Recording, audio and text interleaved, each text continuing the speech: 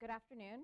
Thank you for joining us today as we discuss Afghanistan in light of President Trump's newly announced strategy for the future of the country in terms of where we land and stand in the more immediate future and then long term.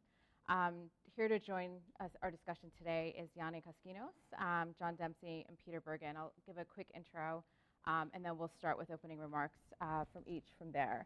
Ioannis Koskinas is a senior fellow here at New America with the International Security Program, and he's been based in Afghanistan for the past several years. He is the CEO of Hoplite Group, a company focused on sustainable and innovative solutions to complex problems in the most challenging environments and harshest conditions. Next to him is John Dempsey. He's a fellow here with New America as well in the International Security Program, and he's a former senior advisor to Ambassador Richard Holbrooke and his successors in the State Department's Office of the Special Representative for Afghanistan and Pakistan, where he oversaw U.S. government rule of law and election policies in the region from 2009 to 2016. And to his left is Peter Bergen, Vice President here at New America and Director of both the International Security Program and the Fellows Program. So thank you for joining us today. Actually, the four of us sat on the stage on June 9th, and we had not yet had a strategy announced for the future of Afghanistan. There was no U.S. ambassador nominated even at that time. And so much has changed since then. There's been at least some official announcements on both fronts. And so why don't we just start with opening remarks from each of you to provide your points of reflection on President Trump's speech on the 21st and the strategy, and then we'll have some follow-up questions from there. Yanni, do you want to get us started? Yeah, absolutely. Thank you again, obviously, for being here. Thank you for coming. It's Friday. We tend to have these on Friday just before the weekend, so these are the true dedicated professionals that actually show up to these things. So I'll open up just like we did last time with just some initial thoughts, the perspective, but and I'm sure that John and Peter, you'll add yours, but it's really important that we get the questions and the reflections afterwards. I think that's the best part of the discussion, so I keep my comments very short. The two words, or the two bookends that we heard during the speech that I think are important to distinguish are that somehow, some way, this is much different than the 2009 announcement and campaign, and that there's a distinct difference as to what is happening today and forward versus what was happening then and until now. There's also an argument that is made that we are not doing nation building, we're doing the killing of terrorists and pursuing it with a limited objective. I like to think that when a president stands up and says something like that, we need to understand that he has to lay out a foundational argument, but there's a lot of room that needs to be filled in those sentences afterwards by a lot of the professionals that are going to develop this strategy. So rather than zero in on those key things that he said and say right, wrong, left, right, I like to focus in on what I think needs to be identified post this speech. And by speaking to that, I'll say that I think the arguments that we're talking are slightly dated. I think we're past the concepts that are being described in that speech. So what I think we need to do as academics, consultants, assistants, however you want to think of us or describe us, to the national security apparatus is to actually speak to some of the outdated aspects of it. For example, nation building has been a term that's been used to identify what we're doing in Afghanistan, but the reality is that the Afghans are going to build their country. In fact, as recent as a few weeks ago, the chief executive Abdullah mentioned, post the President Trump speech, that it's up to the Afghans to build Afghanistan. So we're not necessarily going to build it, and let's be frank about it, we have not been very successful in dumping money into a problem set, thinking that it's going to solve this, the challenges and we haven't been doing so well. $70+ million thrown at a customs problem set that, quite frankly, didn't go anywhere. Hundreds of millions of dollars in schools that don't have teachers or that have fallen apart.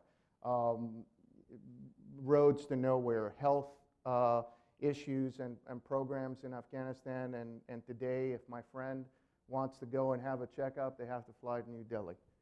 It's not something that you can do there. You buy medicine and you don't know if it's 70% medicine or 30% medicine, in Kabul, and God forbid you try to get it out in the provinces. So the building part we've not been so good at, so I would hope that the Afghans do that part. The killing part, we've been killing terrorists for a long time, and it's not necessarily been very effective. I mean, we've killed some, and it's had some impact, but we didn't kill many terrorists in Afghanistan until about 2006, 2007. We killed them in 2001 to 2002, but then we took a big old break and allowed a lot of things to go wrong. So once we started killing them inside, I think we just started killing them by the bushel, and a lot of, not necessarily terrorists, got killed in the mix, and it's created some bigger problems in the aftermath. So the precision of these targeting enterprises needs to be seriously considered. But again, the reason why I think this is dated is because we've spent an enormous amount of time and effort trying to build the security forces of Afghanistan who should be doing the killing, or who should be doing the work in that. So both nation building, in my humble opinion, and I would advise the president, and the killing of terrorists needs to be something that is done by the Afghans with our help in both cases, but it needs to be done with the Afghans. Or otherwise, you end up with something bad that happens, like a leaflet drop, let's just say, out of nowhere a few days ago, that is so atrociously bad that it actually does more harm than good, and it's one of those, you score your own goal, and that's not good. So the point that I'll try to make throughout this conversation, and I hope I stay on point, is that the Afghans need to do what we're asking them to do. So in effect, it's not a bookend solution of nation building and killing terrorists. It's an entirely same screen that says strengthening Afghanistan, strengthening our allies. We tend to have a very enemy-focused strategy instead of an ally-focused strategy, and the ally-focused strategy is, I think, the winning solution here. Strengthening Afghanistan rather than building it or killing it is really the right answer in my humble opinion. The last thing is conditions-based. Again, I won't argue whether that's been done before or not. I mean, I think anybody who's focused on Afghanistan can formulate their own opinion, but I would say that if it's condition-based, we have some timelines and milestones that we need to set to achieve those conditions, whatever those may be, and we haven't really identified them. 2019 is supposed to be a presidential election in Afghanistan. 2018-ish, maybe a parliamentary election. We need to, I'm a military planner by trade. That's what I did for a living for a long time, so it's kind of hard to get out of the habit that we need to plan backwards from the objective. So if 2019 is this, or 2022 is your objective, you got to have certain things that get you, you can't show up to the gate at the airport. You kind of have to consider, I have to order Uber, and I have to go to this, and I have to get there, and I have to, so getting to the airplane is a process. So with that, I'll pause there. I hope the questions come, but over to you. Thanks, and thanks for having me and coming out on a Friday. Yanni raised a lot of the same things I was going to as well, and so I'll try to keep this quick. You did this to me last time. Everything I had. No, anyway. Sorry. I'm just going to lift from what you just said, but I'll try to be brief because I know it's we don't have a lot of time today, and there's probably a lot of questions from you. So a few quick thoughts on the strategy. I think President Trump, the speech he gave outlining the new strategy to South Asia had some strong points. but it also raised some serious concerns and questions.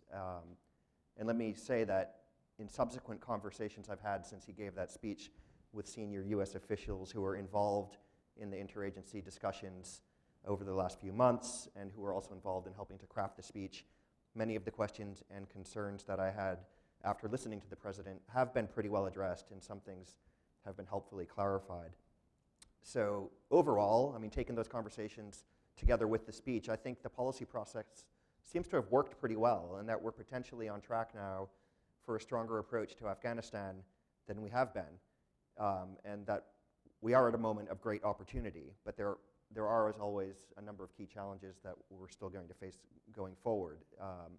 On the upside, as Yanni alluded to, I mean, I think the decision to move to a conditions-based approach from a time-bound one is very welcome, and certainly the Afghans themselves were over the moon with the president's speech and his assertions that, you know, we will win and we're here for victory. And even President Ghani and Chief Executive Abdullah were embracing and laughing together after the speech in a rare moment of unity, it seemed. You know, I've heard some people argue, well, it's not really a shift from President Obama. He had already reversed his drawdown decision and left the troops in there to allow the next president to make a decision on the approach going forward. So President Obama himself had looked at conditions on the ground and shifted his own position, which is accurate, but that was quite late in his administration.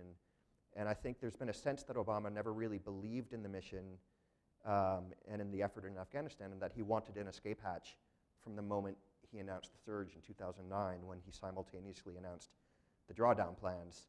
And I think he only begrudgingly went along with slowing the drawdown pace and focused overwhelmingly on troop numbers as opposed to a broader strategy. I also think President Trump was sincere when he said his instinct was just to wrap it up and go home. And I found him uncharacteristically humble when he noted how sitting behind the desk in the Oval Office actually puts a burden of responsibility on someone that you just can't fathom until you're actually sitting there. And as a result, after a very deliberative process that I think went quite well and wasn't rushed by any means, he came to realize that the consequences of a hasty withdrawal were both predictable and unacceptable and could be catastrophic.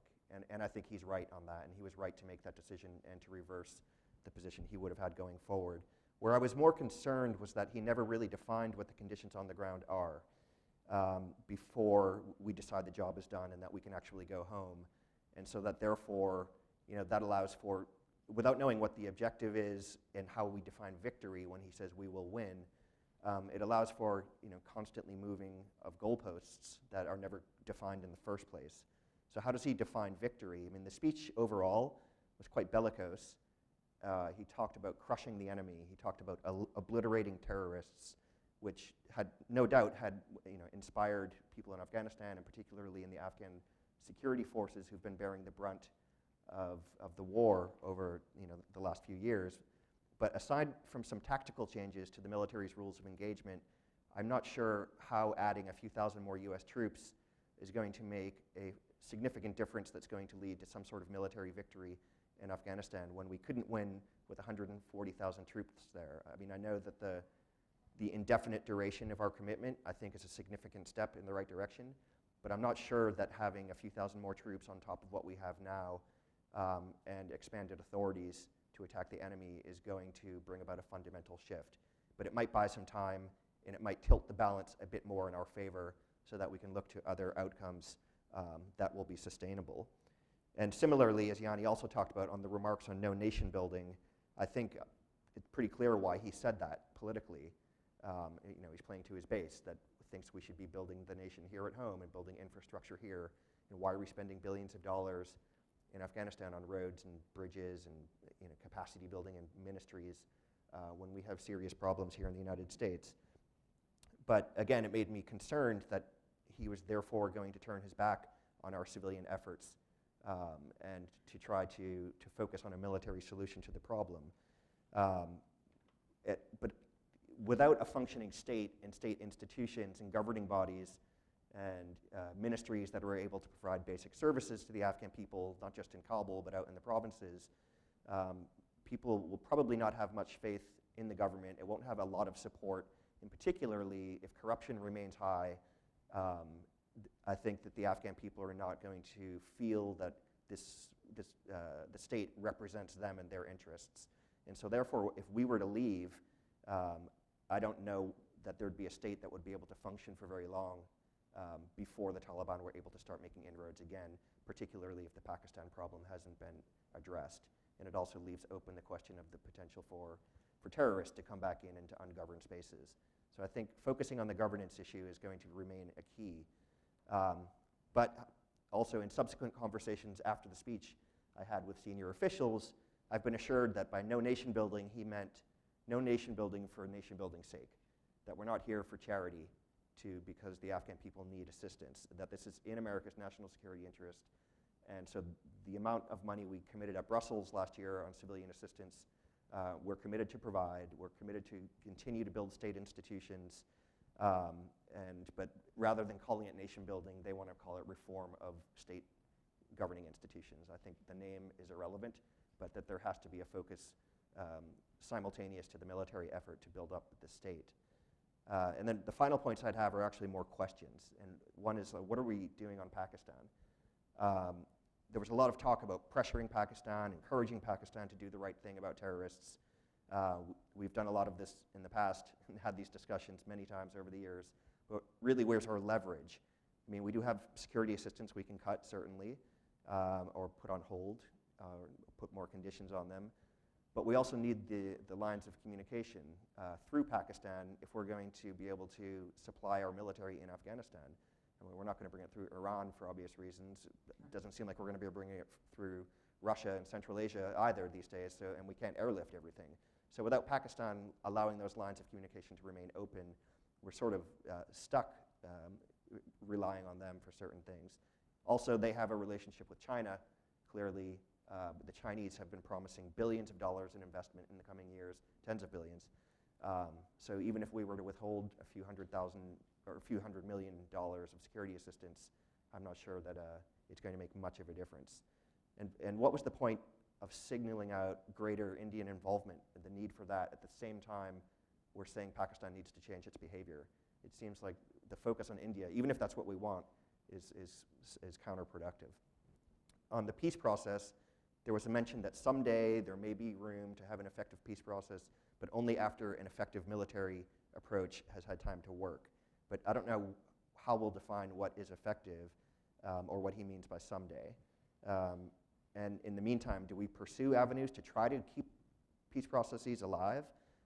Or does the administration think that a willingness to put talks aside and focus on a military solution will increase our leverage with the Taliban and Pakistan? You know, peace processes take a long time, so rather than taking steps, I think, like shutting down the Doha office, we might consider steps like improving channels of communication, private outreach, et cetera, but without seeming like we're desperate for a peace deal, like I think we sometimes seemed in the past. The strategy has been called the South Asia strategy, which I think is a misnomer. This is about Afghanistan. It's not about broader issues in South Asia like India-Pakistan relations, Pakistan nuke concerns that we have, not to mention other issues in other parts of South Asia. It's an Afghanistan strategy that involves key partners in South Asia, but it also involves key partners around the world like China, Russia, and Iran in the region, who, without them being on board, we're not going to have sustainable peace and stability in Afghanistan. So I think we need to make sure that the administration looks at this from a regional perspective and not just from the India-Pak. And then finally, as Yanni mentioned, the 2019 elections are just around the corner. And I think that's the big elephant in the room, because I don't think we'll make sufficient military inroads or inroads on a peace process before those elections take place. But if those elections go poorly, like they did in 2014, there's a potential for real fracturing and a collapse of the system. So just to add to what Yanni and John said, I mean, the good thing about the United States is we do learn from our mistakes, and we've made 3 mistakes that surely policymakers are aware of. In 1989, we closed our embassy in Afghanistan, zeroed out aid to one of the poorest countries in the world, and were blind as the Taliban, during the Civil War, the rise of the Taliban, Al-Qaeda are coming in. There's a reason that our initial response to the 9/11 was relatively kind of incompetent. very little knowledge except at the agency. And so that would turn out to be a mistake. Then we made another form of this mistake in '02, as Yanni sort of gestured to, which is basically we kind of turned off Afghanistan and turned on the Iraq channel. And then 2011, we made another version of this mistake when we got out of Iraq, and we know the history that follows. And because the United States doesn't think of itself as an empire, we're very uncomfortable with actually the fact that we do have empire-like arrangements. And so, and one of them is in Afghanistan, which is, as everybody knows, one of the poorest countries in the world, and which we do have a national security interest in making sure it's a semi-stable Central Asian state that isn't host to a wide variety of terrorist groups, some of which are planning to attack us. And so, as John said, this is the first time I can recall that President Trump said, yeah, I was actually wrong about something, and people got me to change my mind. I mean, he's never said that, as far as I can tell, in his 71 years of life. I mean, it would be an interesting question to kind of go back and look. So and he's publicly admitting it, because he doesn't have to. And so why did he publicly admit that? I think many of us in the room would kind of agree that he did the math. and there's various ways the math looks like. So let's do the thought experiment where he did pull out. Afghanistan, the Taliban took Kunduz, and then maybe they took a couple of other major cities. And ISIS said, hey, we're losing in Syria and Iraq, but Afghanistan, after all, is where we came from originally. And this is now looking pretty hospitable place for us to go back to. And Al-Qaeda, in Syria says, wow, this is really an opportunity. After all, we're doing pretty well in Syria. Let's also go back and do pretty well in Afghanistan. And then 5 years down the road, or let's say 3 years down the road, there's an attack in the United States that's somehow traceable to one of these groups. And the political cost of this would be just enormous. And of course, and also, it would be very detrimental to our national security interests. So it's fairly obvious how he came to this speech. Now, what is the substance of this speech? The substance of this speech, I think, could have been delivered by Hillary Clinton, essentially, who, after all, before 9/11, was publicly talking about the Taliban and their terrible record with human rights. There was not a great deal of, as Yanni and John have said, there was very little details in the speech. So when I was listening to it, I was like, okay, what is actually the news?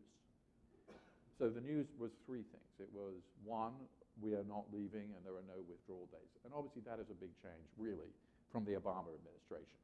Because as John pointed out, it was always about trying to leave. And so to me that was enormously helpful. Because we're not going to leave Afghanistan. So even to say, look, it makes no sense to say something publicly even if it were true. And it isn't true. We're not going to leave Afghanistan anyway for all the reasons I've laid out because it makes no sense. And then to say it publicly, what's the point? I mean, even if you plan to leave, why would you say that? Because you're undercutting anything that you're doing. So it made no sense for President Obama to say these things on December 1st, 2009. It was at West Point when he gave the speech. It was too clever by half. It didn't work. It was counterproductive. So here we are in a different phase where there is no date certain. And after all, there is a strategic partnership agreement that I'm sure John was involved in negotiating till 2024. So we already have the kind of infrastructure for this in place. So that was the first piece of news. The second piece of news was we're going to get heavy with Pakistan. And I was like, whenever I hear that, I'm like, okay, we've been telling the Pakistanis the same things for 15 years. And how do you operationalize that? And after all, they did launch a very big operation in North Waziristan, which basically, they lost a lot of people, and it's something we've been demanding for a long time. So the message, do more to Pakistan, they're very resistant to it. They feel that they've done a lot. How do you get them to do more? What are the actual policy implications of that? What are we going to get them to do? Or what are we going to do to them? And as John ably pointed out, they have a lot of leverage over us. Because, Kandahar Airport was the busiest airport in the world at the height of the surge. Why was it the busiest airport in the world? Because our planes were flying through Pakistani airspace to land there. So whether it's the air corridor or the land corridor, we need that for the Afghan project to succeed. And if you're sitting in the Situation Room giving advice about how do we get heavier with the Pakistanis, I mean, there are some things you could do. One of them would be expand the drone campaign outside the tribal regions.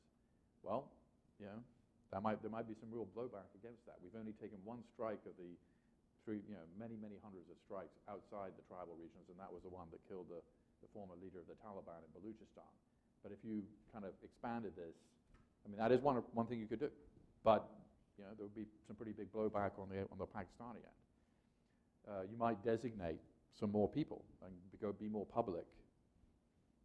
But I fundamentally, and as John points out, by publicly encouraging the Indians to invest in Afghanistan, which was the third piece of news in the speech, you have really helped the Chinese-Pakistani relationship. After all, what is the one country that India is most concerned about? It's, you know, there are two countries that the India is the most concerned about, Pakistan and China, for different reasons. And the signaling in the speech is bound to bring Pakistan and China more closely together. And I think the figure is 54 billion, if memory serves, that the Chinese, so as you say, like if we withhold $300 million versus 54 billion, it's not a particularly persuasive kind of lever. So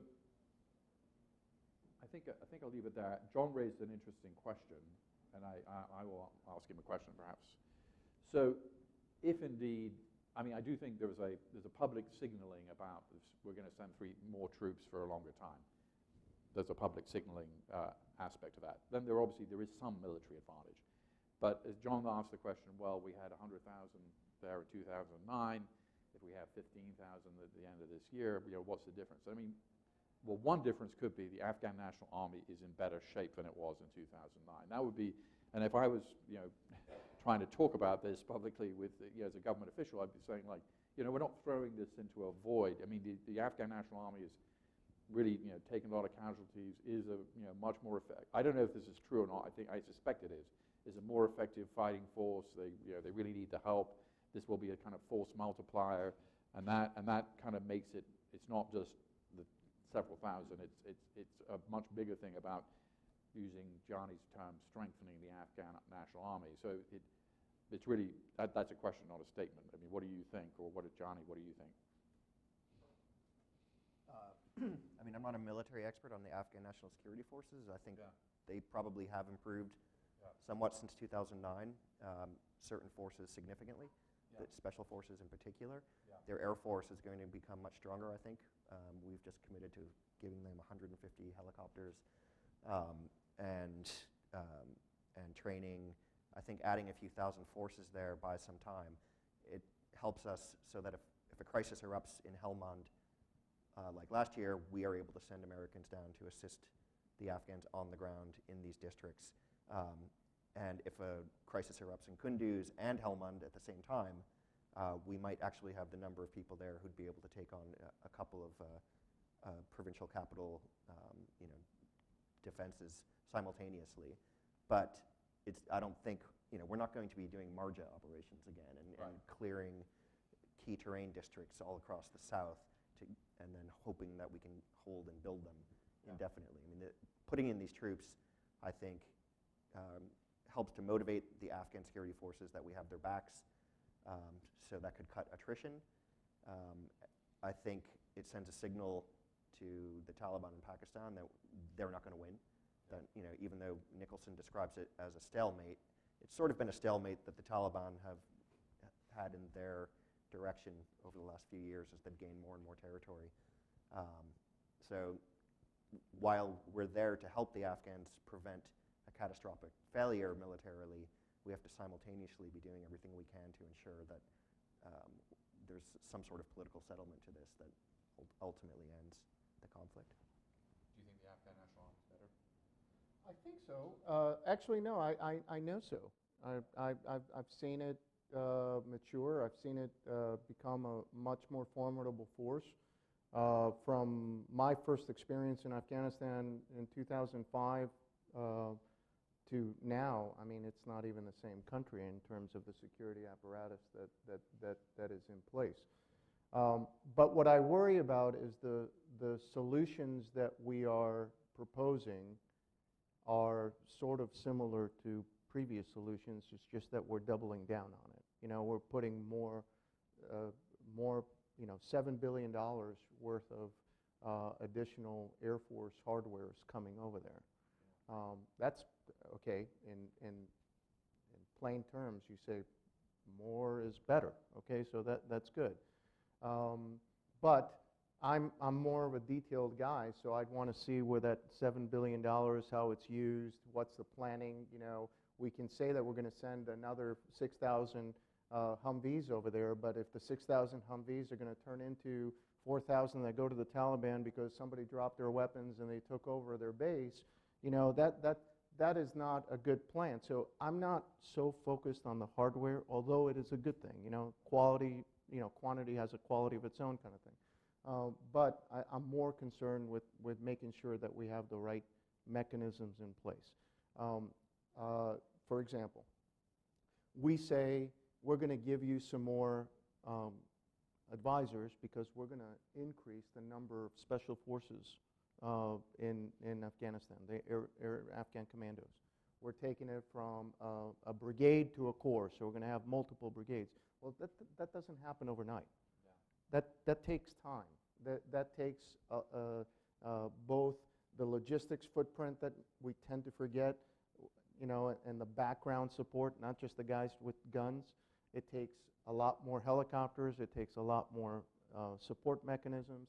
So I'm more, you know, worried about the detail now. And I think now that we have a little bit more time, maybe we can put those details together. But what I warn people against is that, you know, even in our own vernacular, special forces are not created overnight after emergencies happen. So please don't assume that these are things that will be instantaneous or that we won't have to make adjustments for them. But they're a good start, and that's where I am. To be clear, I mean, where we are today, we're in a triage situation. I mean, the whole thing was going down the tubes, right? I mean, so in a sense, talking about nation building of course, it was totally ridiculous because that's not the problem. The problem now is trying to stabilize what is probably the worst situation since 9/11. Is that a reasonable diagnosis? For Afghanistan, absolutely. Look, I mean, the entire force that we're talking about, even the special forces, you're using them as a 911 force. I mean, not the 9/11 you're talking about, the 9/11 that the call comes, Kunduz is falling, send in a special forces, battalion. Saripul, there's mass atrocities against the Hazaras. There's mass graves. Send in the special forces. Governor Atta maybe having a problem up there with General Dostum coming back. Let's flex some muscles. Let's send some special forces. I mean, it's this sort of thing that happens that we use it, but it's what about the other 320,000 people in the Afghan security apparatus? What about them? What about the fact that when people enter Kabul, they enter Kabul and the counterterrorism operations that take place are reactive in nature? Okay, what about going after them in the Kabul surroundings preemptively? Right. Those getting to those levels where they're reacting in a much more cohesive and more comprehensive approach, that's where we need to do, and that takes time. The maturation of a force is not overnight. Even in our own Army, I know you guys have probably heard that there's a consideration of creating counterinsurgency or low conflict advisory brigades. Well, we've been fighting a counterinsurgency fight for 16 years, and it's going to take years for those advisory brigades to come online. So for us to think that we're just going to be able to, recreate these things in an austere environment with, an ongoing war is very difficult to swallow. I want to be mindful of time and just making sure there's some time notice for the Q&A, just to get to the audience questions before, I'm sure, I know Peter and I have some more follow-up questions from there, but David, yes. Just wait for the, you too, yes. 2 seconds.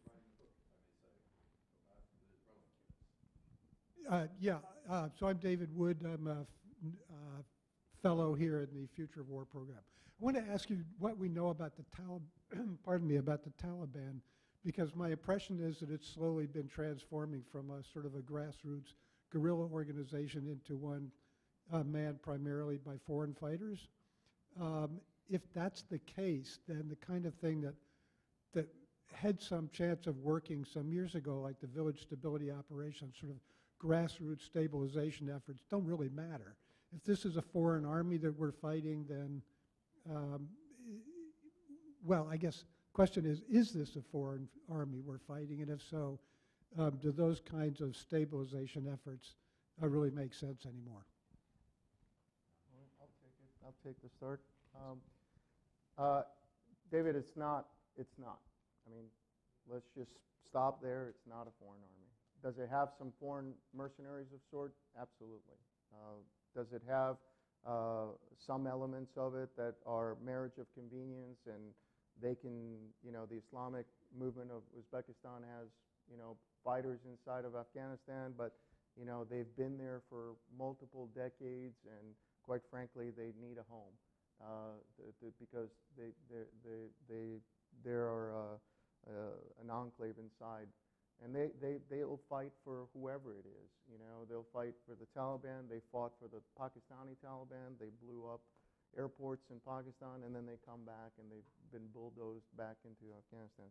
But all in all, it's an Afghan movement where I think some people are mistaking the movement as a purely Pashtun movement. It is not. There are segments of the country that it is purely Pashtun, but there are segments in the north that you have Uzbek, Tajik, Hazara, Taliban. And to not think that is to ignore that it is a localized movement. It's just that the localities dictate the flavor. Even in some localities, like in Kunduz, for example, you have Taliban that are of the Pashtuns of old, and you have the Kandahari Pashtuns almost, that were replaced in that part of the country. So even inside that, it's not as homogeneous, but there's still a flavor of locality. So it is a local movement. What about the Pakistani element in the Taliban? I mean, is there a way of, Pakistan is a different country. They may not recognize the Durand line, but how Pakistani does the leadership, or located in Pakistan, or what is the influence? Because I'm always very skeptical, and either Afghans or Americans who spend a lot of time in Afghanistan say all our problems are because of Pakistan, which is a very common thing. I don't agree with that. Yeah. There are some specific aspects that are undeniable. Yeah. Mullah Mansour had a Pakistani passport. Right. Okay.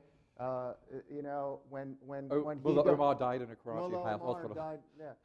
When the consultations on who the next leader is going to be, those were in Quetta, and they were videotaped. They were alive. These are not deniable issues. The Pakistanis have been clear about the fact that they nurtured this movement that we should have reconciled in 2001-2, and we didn't. But they nurture them back to health. They move them out there, so they're there. But in my opinion, again, but I think a lot of folks would agree that the Taliban will not do something that they don't want to do. That is the notion that we somehow think that the Pakistanis are going to change the Taliban's, sort of mentality or thinking because they just said so. And even when they built them back up in 2002 onwards, they built them back up because they wanted to be built back up. They didn't force them to do it. This wasn't a concentration camp that they said, you need to become this. They actually wanted to. So they can nudge them in the direction that they generally want to go towards. So I don't want to put too much emphasis on the Pakistan piece, but Pakistan has influence. It's undeniable. It's just that I think we overplay their influence. What is Pakistani's, impact inside of Afghanistan? Sorry, John, but just trying to answer. Is that the Pakistanis would say that you guys are supporting TTP inside of Afghanistan. They're going to say that the leadership of TTP is actually in Kunar. So they flip this safe haven card that we play on them, and they say, no, but the safe haven is on your side. Well, and that's not untrue. There is some element of truth to it, but ungoverned space is ungoverned space. Right. Okay? I mean, that's not to say that the Afghan government is in control of Nuristan, Kunar, and portions of, Baluchistan and all this stuff. I mean, or Badakhshan, sorry. So there are those things. There's the element of ISIS. Those are heavily Pakistani-influenced elements. Some of them are flipped. But now you have Afghan Taliban who have flipped into the ISIS mode. So the longer it remains, the more it changes. It manifests into something different. I mean, I would just add, I think sanctuary in Pakistan is one of the main, if not the main driver of the conflict in Afghanistan. And if that was to go away, then our strategy is more likely to be successful in Afghanistan in helping to both defeat the Taliban and or induce them to come to a negotiation. But when they have that safe haven across the border, and it may be safe because Pakistan gives it to them, or it may be safe because it's ungoverned space, as Yanni said, and they're able to be untouchable there. We have to do something about their ability to go to Pakistan and be relatively safe. But I mean,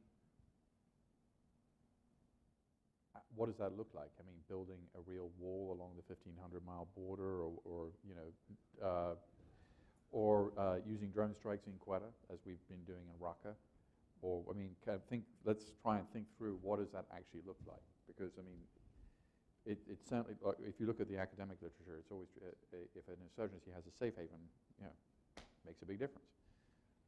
But as far as I can tell, I think we're at the outer limits, maybe of what we can do in Pakistan to affect their behavior, because they have some cards they can play, and they have a rather rich patron, which is about to become the richest country in the world, and may already be. So what is it that we can actually do, accepting that even if you, I think it's debatable if their safe haven went away, the Taliban, I think, would continue. They'd just be less effective. But let's assume for a minute that that's true. What would we do? I mean, Pakistan's main concern in Afghanistan is India, and and they may be entirely paranoid about India's intentions inside Afghanistan. They may vastly overestimate the amount of assistance, the number of spies, the amount of hardware that India is providing to the Afghans. But nonetheless, their view is that this is what India is trying to do. And we can try to disabuse them of that notion. We've been unsuccessful to date. I think we should continue as we try to build and work with the Afghans to get India to take certain steps that might make Pakistan feel that it's not the threat that it is. For example, like not encouraging India to provide helicopters to the Afghan National Army. But then do we run into the problem the Afghans want this help from India? Yes, but I think that then we have to make tough choices, and perhaps we get somebody else to provide that type of assistance if the Afghans really need it. Or we get the Indians to take some sort of steps that will assure them that any assistance that they're providing is not to help build airstrips in Takhar province that are going to be used to bomb SWAT, but that they're actually building schools, or they're building things that are going to be less of a threat to Pakistan. I'm not saying that this is going to be a game changer, but I think it's the sort of confidence building measure that you need to put in place to start to make Pakistan feel, okay, we can not feel that we need the Taliban as a strategic asset like we once did. We can start to maybe take some steps, and if they don't work, we can always revert back to our old ways. But let's see if we start to put some pressure on the Taliban in Quetta or other parts of Balochistan, what impact that has. But I don't think we've done that sufficiently thus far. One side note, and obviously I'll give Yeah. the floor.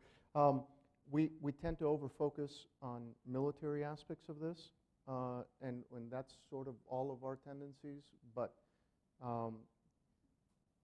with $7 billion worth of new aircraft coming in, we don't need Indian helicopters, number one. Number two, with China spending $4.9 billion a year on building up the China-Pakistan economic corridor, I think that we'd be better off not arguing so much about what Pakistan can do on a military front towards the Taliban, and we would be better off arguing how do we actually get Mezainak, the copper mine in Logar, which had gone to the Chinese, to actually have, the railroad you guys promised as part of the bidding process to go south towards Gwadar or Karachi.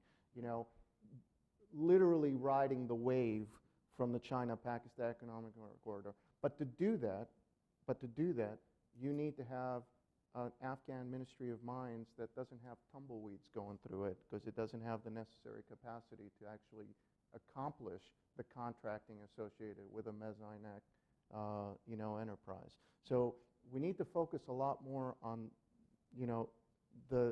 what is the synergy and the possibility of convergence, rather than keep on focusing on what are the items of divergence, like such as the safe haven we need to tackle that. I agree with you 100%, but we don't need to over-focus on that without any other synergistic factors. Question in the back?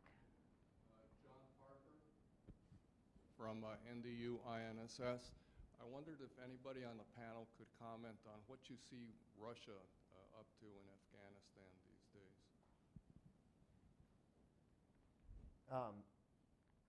I think Russia looks at Afghanistan as part of its overall global strategy and foreign policy, and so it's one piece of a much larger puzzle in its, the sort of recent tensions that there have been between Russia and NATO and the U.S., et cetera.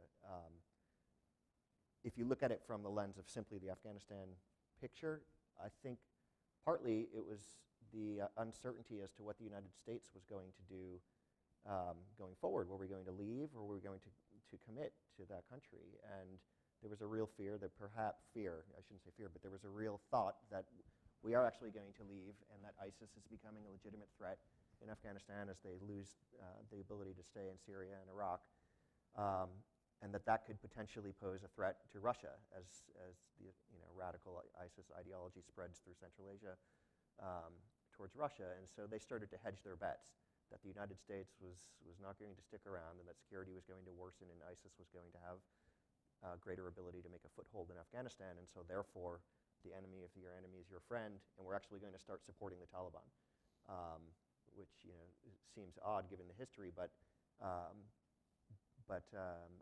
think that they took that threat seriously. There's a question as to how much assistance they have actually provided to the Taliban. I've not seen any serious reports that show that they've been providing serious hardware and military assistance to them, but certainly I think that they've had dialogue with Taliban leadership and have been exploring ways that they can help to work together to contain ISIS.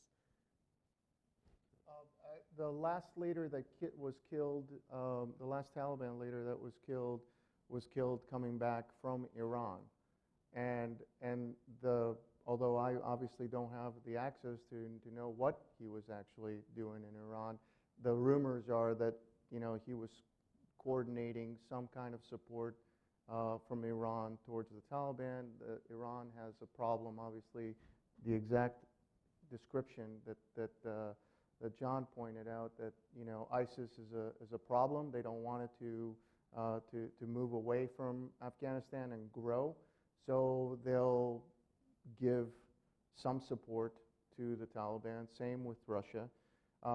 Both of them get the benefit of giving the U.S. a black eye in Afghanistan, and the added bonus of perhaps letting them fight it out in Afghanistan and not have the cancer grow. So I agree. I agree. So 3 questions in the front. Why don't we start with you, and then we'll go to the 2 of you. My name is Caroline Wadhams. I'm trying to I'd like to dig a little bit deeper on what Peter raised, which was what makes this different. Why is this moment distinct so that this new or this approach actually has some chance of success? It seems like all of the dynamics of this conflict remain the same as they have for the past 16 years. My sense is that you're never, I mean, with Pakistan, we're not going to be able to change their calculus. We have tried for years and have not been able to do that. You still have a problem with the political crisis at the heart of this conflict. You have weakness of ANSF despite pouring billions every single year into this force since 2008.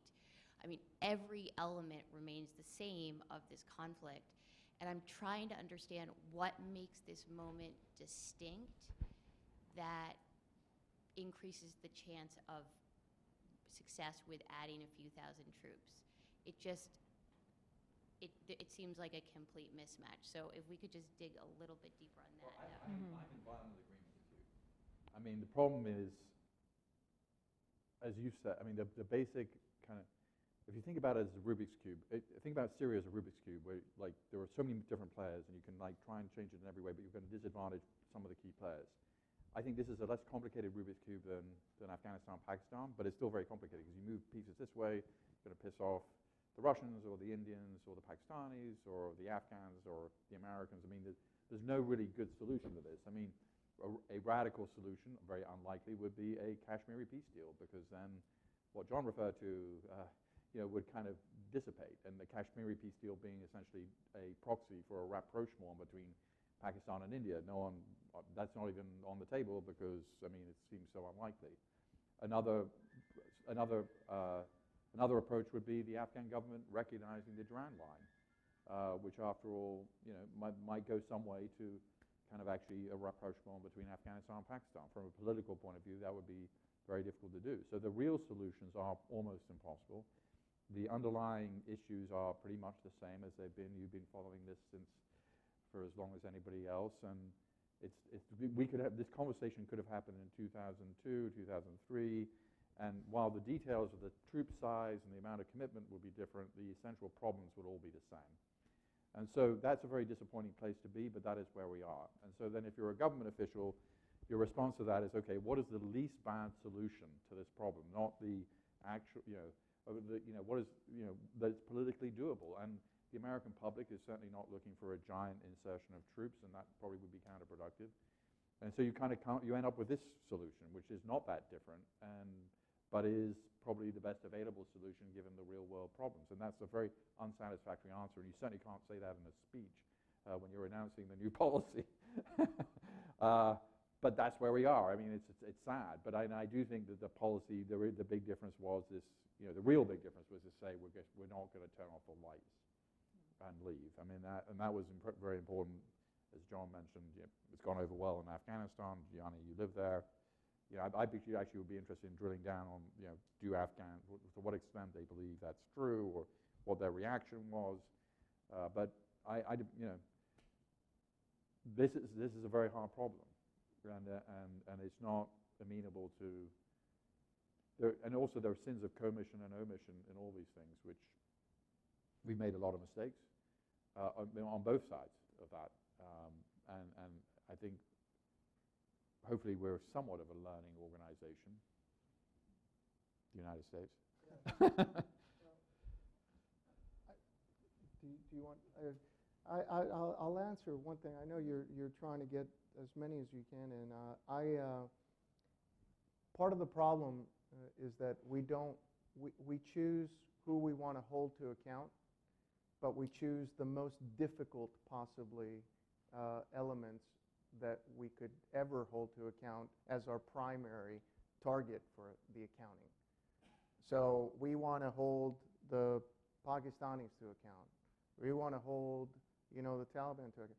we need to hold the Afghan government to account for the reforms that they promised and assist them in achieving those reforms.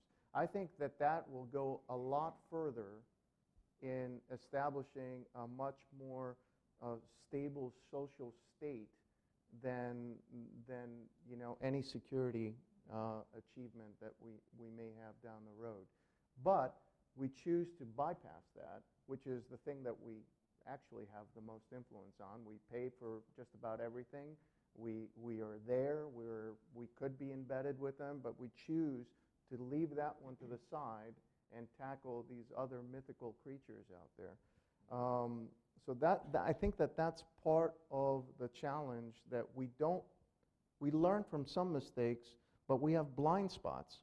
And those blind spots are the real killers of a strategy.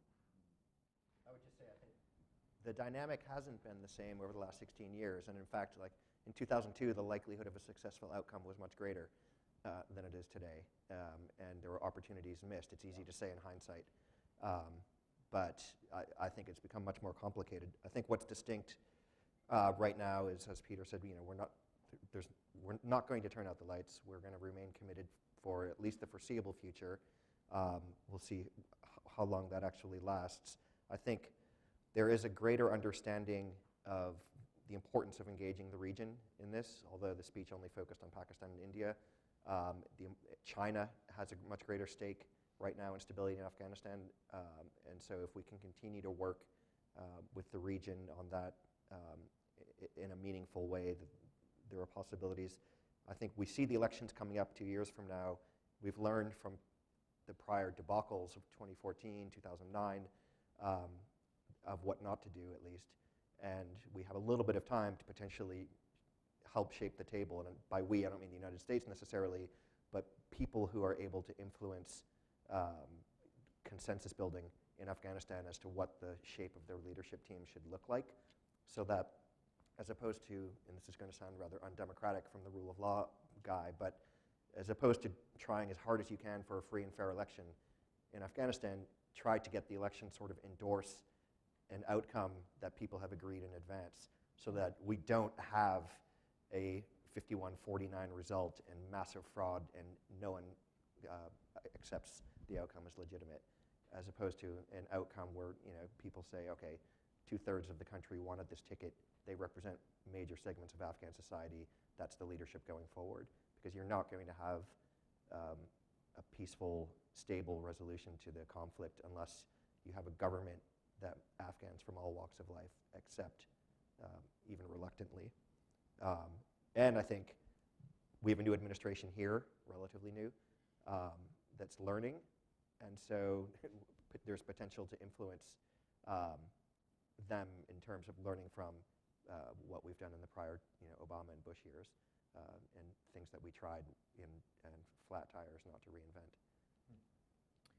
We are at 1. We have the room for a little bit longer, so I want to be sure to get all the questions. So why don't we get the two? Did you have your question still? So we'll start here and then we'll go to this side. Yep. Thank you. My name is Firdaus Rahmani. I work at the Embassy of Afghanistan. Back to the question of the Taliban, I have a comment and a question for you. Actually, Taliban are kind of a coherent organization. They have their leaders, they have their governance body, and mainly they are in Pakistan. For example, they have Quetta Shura, or they have some other shura like Peshawar, and they have the lead from there. The second level is the Taliban, who usually travel between Pakistan and Afghanistan and contribute to the chaos. And the third level is the firewood of the Taliban, who are fighting on the ground against the Afghan national soldiers or army in Afghanistan and bring this chaos. So there is a need for political settlement. It's not an Afghan war, I mean, it's like an international, and there is a lot of contribution from international terrorist units like ISIS or Daesh or Lashkar-e-Taiba and others. So there is a change in their leadership all the time, and there's a change in their strategy. So it means it's not only the problem with the Afghan people or the local people in communities. The other problem in Afghanistan is that because most of the population is below 25 years old, and we do not have, we should not forget that the younger population in a lot of countries in conflict contribute to the conflict because of poverty or lack of job opportunities, employment, and a lot of socioeconomic factors. So what is the economic solution? Because America or the US economy was focusing mainly on Pakistan in order to stabilize the region. But now that Pakistan is seeking alternative economic power, like China is investing in Pakistan over for $6 million, and this is like direct investment or the loan chain.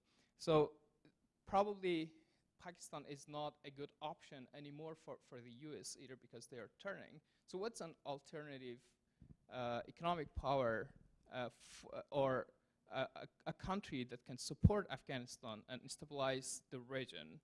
Because we shouldn't forget that Afghanistan is also a landlocked country. We are dependent to Pakistan because of the economic situation. And Iran is probably not a good option. So what do you think is a good alternative country probably, or nation, that can support to stabilize the situation in Afghanistan? Thank you. I'm going to take the question, your question as well, and then, sir. And then that way we can just kind of, the three of you can choose which ones you want to answer. Yep, and then we'll take the two on that side after. Yep. You know, in the New York Times, there was a photographic essay with the British in 1870 and all the other people since. And it makes you ask the question, what were the historical conditions in previous eras that prevented people from doing all kinds of different things, but getting some kind of control in Afghanistan compared to today? Why can we not we, but why can these different forces succeed there today when they couldn't in the past for hundreds of years? Great. So, I mean, there's a lot of different elements here, but whatever you want to address. I mean, the British occupation of Afghanistan was sort of not like the British occupation of India. I mean, so I'm very suspicious of the idea of this graveyard of empires narrative, because it's a very superficial kind of understanding of Afghan history. The Soviets killed 2 million Afghans, and they made 6 million refugees. It was the largest refugee population since World War II, and it was a third of the population. So the Soviets didn't occupy Afghanistan in the way the British occupied India. They destroyed the country. I mean, one of the reasons we were all sitting around having this discussion is they almost completely obliterated the country. So that was one form of occupation. Obviously, that's not a particularly fruitful form. The British occupation of Afghanistan was actually, as you probably know, a rather hands-off affair, where Afghanistan kind of had a fair amount of control over its own policies. And at the end of the day, Afghanistan didn't seem like a very promising place to occupy because it didn't have much to make that, and of course there was a conflict with the Russians, where Afghanistan, it suited both the British and the Russians for Afghanistan to be a buffer state that neither of them fully controlled. So we're in a different, I don't think it's that helpful. I mean, the Afghans, I think in general, want us, when I say want us, when you look at Asia Foundation polling data, very large numbers say, we understand we need help for our army and police from the international community. So that's kind of a different response than the Afghan response to the Soviet occupation of their country, or even the British. So I don't think, history doesn't repeat itself. Sometimes it rhymes, but it isn't. I saw the photo spread that you referred to, and I thought, that's interesting. But it didn't say, well, there's a lot we can learn from these pictures, because each of these phases of Afghan history are so different. And we wouldn't say, for instance, wow, we should really go back to the Mughal invasion of Afghanistan to sort of like try and understand What winning looks like. well, that was, the Mughal invasion really was a success. So I just think it was tempting to kind of like, history has much to tell us, but some things are just not that analogous. And I think the present situation is kind of sufficiently different from the Russian Soviet invasion or the British, which after all was 1,500, it was 1.5 centuries ago, that it's not a terribly helpful, useful guide. John and Yanni, I guess for the Afghan official, if you want to maybe just take elements each to respond. It's undeniable what you say that the leadership resides in Pakistan, or at least some elements of the leadership, and it's and in some ways we can try to influence that dynamic. It's important. It's just that whatever sticks and whatever carrots we've been using have not necessarily worked, and I think that we need to rethink how we approach Pakistan. I think the notion of using China's economic investment as a lever is important, because the Chinese, if you talk to Pakistanis about what is the most crucial enterprise right now in Pakistan, it's CPAC. I mean, it is absolutely all-encompassing. It is the thing that people are focusing in on. Arguments are which province, what state it's going to go through. So what road is going to be built associated with this thing. So there is, some things. But again, does that mean that we have to engage with Beijing on, how to get them to do some things in Peshawar or in Quetta? I think these are issues that we absolutely need to take hold and to handle. Much more important than having, a conference in the hills of Islamabad with the Taliban. It's much more important to have these sort of conversations, which don't necessarily need to be in the public view, but they need to occur and they need to happen. And rather than, talking points that we need to all sling at each other in public debates or that make us feel good or make, for external consumption, we need to achieve some of these results. Because you're right, Pakistan is complicit in making Afghanistan one of the poorest countries. Pakistan is complicit in the war that's going on in Afghanistan, but Pakistan has also, embraced millions of refugees. So it's not always been this negative thing. And the fact that Afghans have gotten, poorer in the majority of the country over the years, but some have gotten richer, in other parts, that's not necessarily Pakistan's fault. Again, I agree with you 100%. They have a lot to answer for, not just to us, but to their maker, okay? But we also have a lot to answer for right here, and I think that we need to concentrate on that. John, do you have anything to add? Yeah, just on the economic part on Afghanistan, I mean, I think it's a highly insecure, risky environment in which foreigners are going to invest. I think large companies that can afford the risk will potentially go in and try to extract minerals or other natural resources or things if they think they can. The Chinese and the Indians have both tried, and it hasn't been successful yet. I know President Trump in his first call with Ghani after he won the election talked about this and talked about the minerals and the economy, and President Ghani was surprised and said, in all of my conversations with President Obama over the years, we never talked about the economic potential of Afghanistan. It was always about security, or can we talk to the Taliban, or how many troops are we going to have there? And so I think that this White House is probably going to explore much more than in the past what economic opportunities there are, but I think they're going to run into the same challenges the Chinese and the Indians have faced in terms of helping the Afghan economy grow and getting American companies to actually make the investment.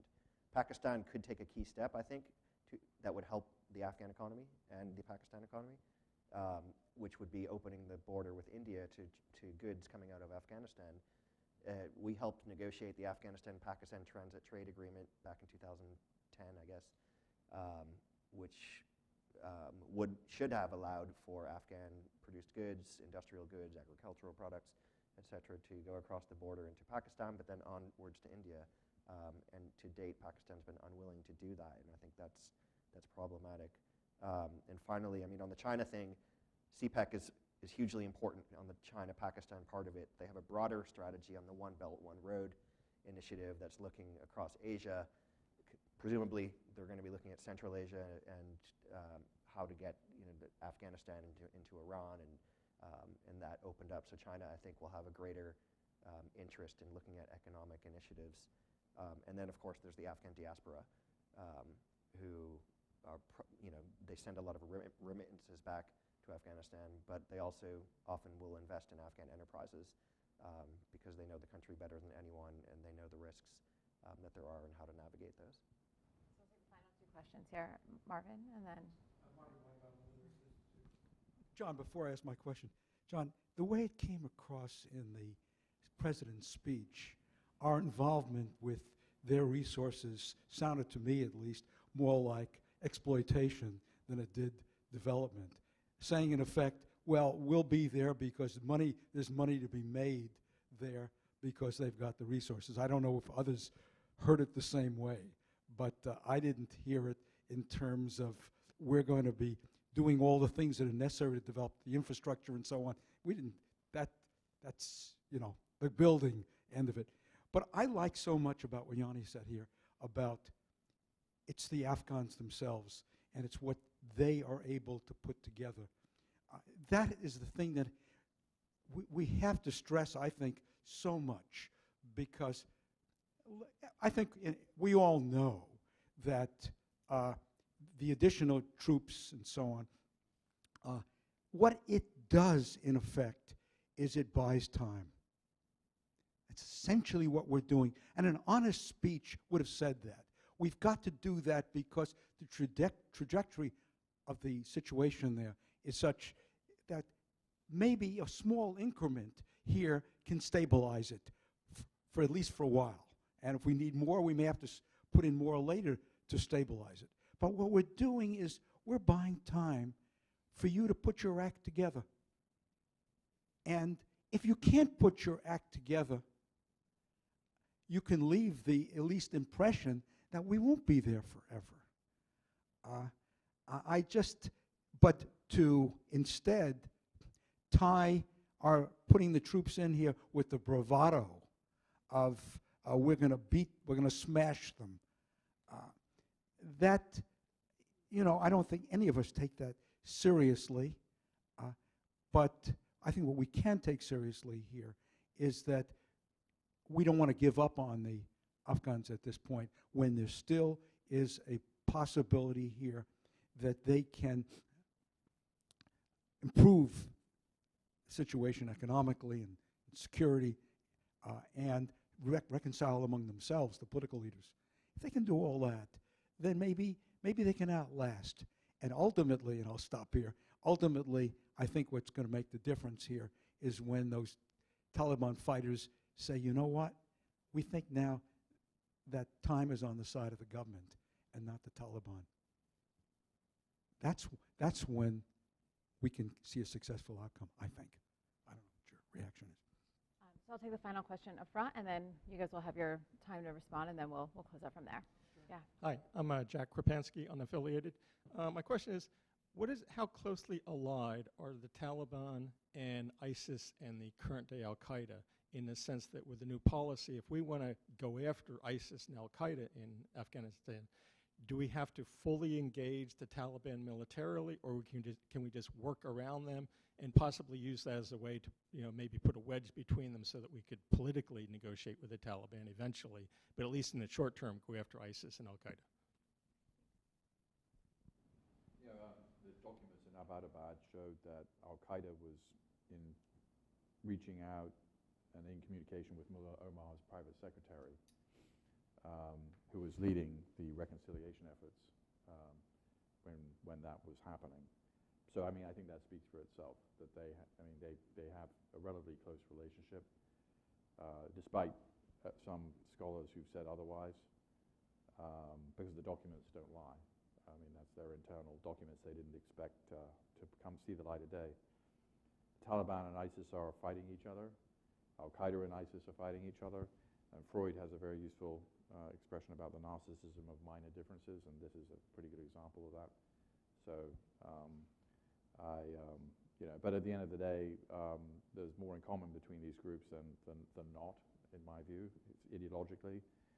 And it was always naive, I think, to think that Al-Qaeda and the Taliban were super distinct, and there was no, the Taliban were always just a bunch of misunderstood backwoodsmen who kind of, no. I mean, the Taliban have never said anything really about what their vision is for Afghan society,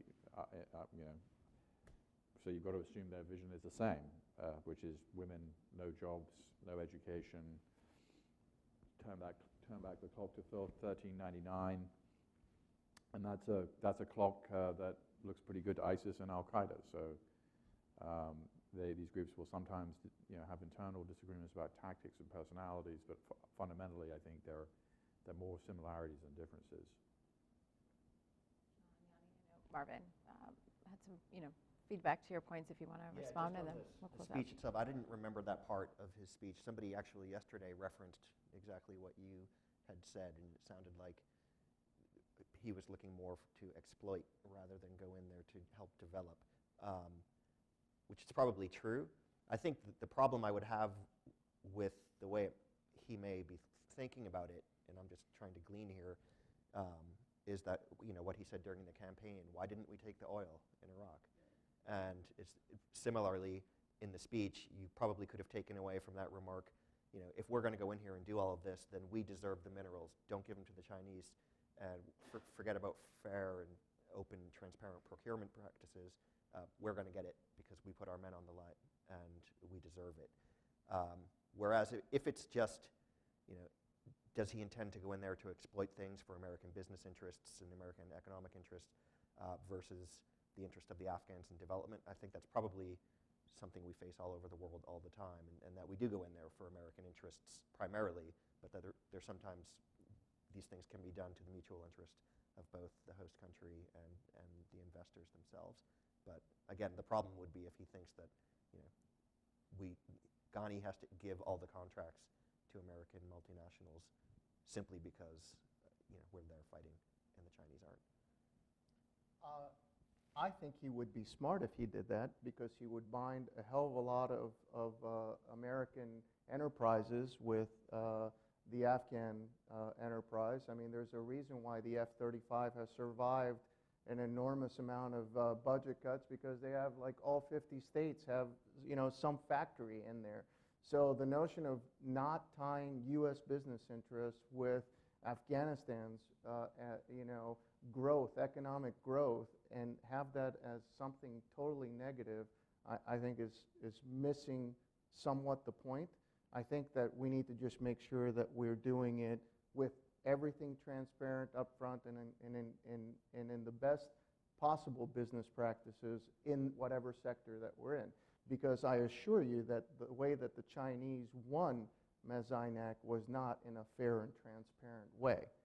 I mean, there are rumors of suitcases of money that were exchanged with the Minister of Mines at the time, or 17% royalties associated with a project that incomparable best business practices royalties would have been in the low teens, is unheard of. In the high teens, it's ridiculous. In low percentages and single digits is much more appropriate. So I think we need to examine all these things in the specific thing that we're looking at rather than generalities. My comment to you, sir, is that I think that there's a big difference between a lawyer from Chicago speaking and a businessman from New York speaking. And the transmission and reception to all our ears may be something that's happening right now that we need to take into account. I don't think that that speech, just like you mentioned, was an honest speech that could have been given by others, not just President Trump. And because of that, I worry when people say, well, now we have time. My friends, we don't have time. We're still living on borrowed time, with Afghanistan. The interest on Afghanistan wanes. We need to capture it right now and take advantage of the fact that it's here, because when a president says, you know, my first inclination was to walk away, his second inclination was to stay, I worry about his third inclination, you know, a couple down the years, so we have to convince him that there's a reason why we need to stay. And the point that I'll end my comments, if I can, on this note, what you mentioned earlier, I think, you know, sometimes there are certain triggers that give, you know, all of us something of a charge, or, you know, your hair stands up. I am actually hopeful because Afghanistan has the youth at 25 years old as 75% of the country. I am hopeful when I hear that 170,000 kids went and took their college entrance exams, and the person that got it was a young Hazara kid whose dad is a municipal street sweeper, and he weaves carpets to make ends meet. That is what's hopeful to me, that the kid is going to medical school because of hard work. So when anybody wants to talk about why we should be there, it ain't the minerals, it ain't Al-Qaeda, it ain't Taliban, it is this. It's a huge untapped potential of people that have been troubled for so long, and they really, really, really want to get out of this mess. They want to get out of this mess more than any of us could ever imagine. So they don't believe us, to your point earlier. None of them that I talk to, they breathe a sigh of relief that we're not walking out, but they want to do this themselves. They just want a chance. They don't want us to do it for them. They just want a chance to get out of this. And that's a great note to end on, so thank you for that. Thank you, Peter, John, and Yanni, for joining us today, and thank you all for your patience and staying a little bit past our slotted time. So, great, thank you. Always.